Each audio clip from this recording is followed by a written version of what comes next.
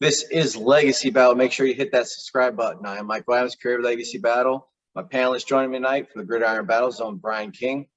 Our special guest tonight, I'm going to keep this intro short so we can get into our Q&A here, but he comes out of Florida State University, where he's a Heisman Trophy winner, two-sport athlete, national champion, first-round draft pick in the NBA by the New York Knicks, also played for the Spurs and Houston Rockets. He's a coach now. We are honored to be joined by just a legend here in Florida, the great Charlie Ward. Charlie, thank you for being here. Hey, I appreciate you guys having me on. Awesome. So let's jump into our questions here for Charlie. We got an interview tonight only. We're going to start this out with, you grew up in Thomasville, Georgia. Just kind of give us an idea what that was like and who inspired you to get into athletics.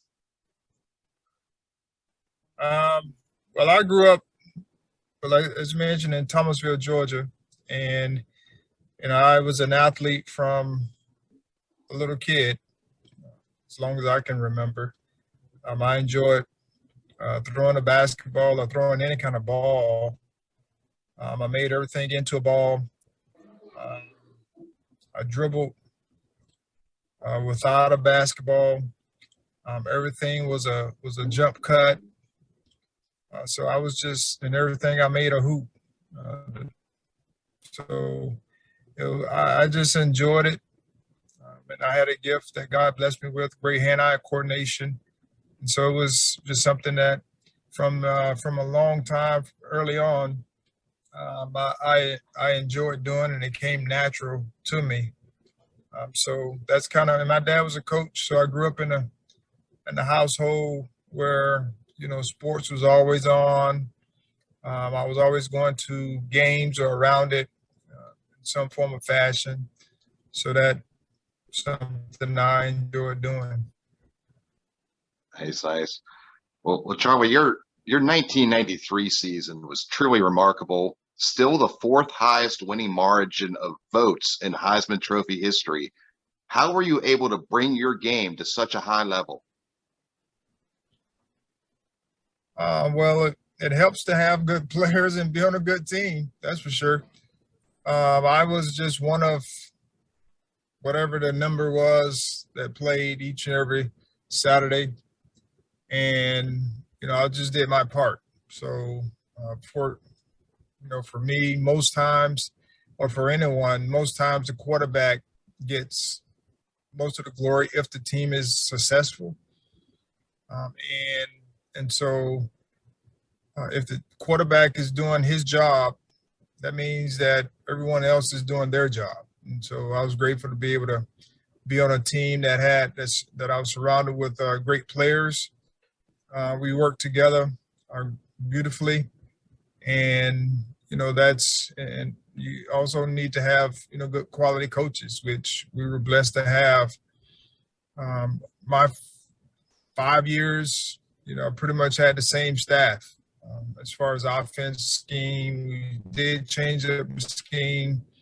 My last 2 years, we changed up the scheme to better fit our athletes, but it was basically the same coaches, coaching us up, and I think stability played a big part in all of our success.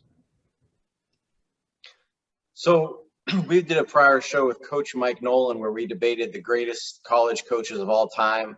Obviously, Bobby Bowden, the great Bobby Bowden, was part of that list. Here in Florida, he is just an absolute legend. So I just wanted to get your thoughts on what it was to have him as a coach and play for him and a mentor. Well, I mean, of course, I'm biased. I just think from a overall perspective, I'm a Christian. So just the Christian values that he brought, the way he led each and every day, the people he surrounded himself with, along with the success that he had, I just think he is, to me, one of the legendary coaches. A lot of people get caught up in who's the top. I mean, as I keep saying, when you pass by a pasture of goats or a pasture of cows or whatever the pasture is, there are quite a few of those animals in there. And so it's hard to say one person. I think we should all just group them into, like we do the cows and the goats in the pasture. They're all great coaches in their own way. And so, everyone has their own bias, which I can appreciate. However, I think you can't diminish one over the other. And so I just say he's a coach that I appreciate being around, because he taught me a lot about, valuing your Christian principles and living them out on a daily basis, and surrounding yourself with those type of people as well. Plays a big part in just the upbringing, the understanding of what it can be like as a coach, and the environment that you want to have if you are a coach, or even bring it to your family. So that's something that I appreciate about Coach, and the wisdom that he brought each and every day to help us be successful, not just on the field, but off the field as well. This is something that I've always wondered. When you made the decision to move to pro basketball over pro football, were you at least partially taken into account that Black quarterbacks had been given very limited opportunities up until that point? And is the progression where it needs to be for Black players at that position today? Well, I'm not sure about there was limited Black quarterbacks, and I'd probably, if I'd have stayed in the draft, if that was my only option, I would probably stayed in the draft and gotten drafted in the 3rd or 4th round, which was the norm at the time. However, being Black wasn't the only reason why. They measured me at 5'11" and a quarter during that time, and I was 182 pounds or so when I went through that process. And of course, that's not worthy of first round material. And so in this day and age, that size is going first round, which is, progression over the course of years. So I'm happy for, the guys who have an opportunity that my stature, my, ethnicity, to be able to have opportunities because everyone's progressed. And they're just not looking at size and stature and those types of things, but they're looking at production and how they can produce, not just on the field, but off the field, being a great leader, all the intangibles that, help a team be successful or win. And so I'm just grateful that guys get an opportunity today that are very similar to me, and they're making the most of it. So you mentioned size and height. There are quarterbacks today, like, as we said, that are very successful in the NFL that kind of played the game the way that you did, have the same style, the same height. Did the scouts get it wrong with you? Were you ahead of your time as far as how the quarterback position is played? I don't know if they got it wrong. I mean, it was their prerogative. That happens every year. So whether they got it right or wrong, they make their own decisions. Just like, they make a decision on a guy who they drafted in the 1st round that had all the measurables, but he wasn't successful over the course of his career. That happens all the time. And so, we make decisions and we have to live with those decisions. And they chose to not draft me for whatever reason, whatever their reason was. But I wasn't going to allow them to dictate to me, what I had to do or wanted to do because I had options. And I was grateful that I was going to, better myself as far as if I didn't get drafted in the NFL, what I was going to do. And I was going to allow my work ethic to carry me to the next opportunity, and also my relationships. And so those two things, paid great dividends once the NFL draft came and went, and I didn't get an opportunity. And I put all my eggs in the NBA basket, and things worked out there for me. Well, you mentioned the NBA. You had on November 29th, 1999, you had a great game. You made 7 3-pointers against Dallas, a career best. Was that just one of those games that athletes say that they can kind of feel it, or being in the zone, or what was going on that day?